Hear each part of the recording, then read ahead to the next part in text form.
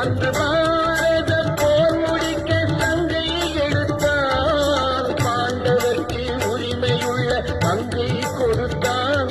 நாம் படிப்பதற்கு கீதை என்னும் பாடம் கொடுத்தான். நாம் படிப்பதற்கு கீதை என்னும் பாடம் கொடுத்தான். இல்லாங்குழை கொடுத்த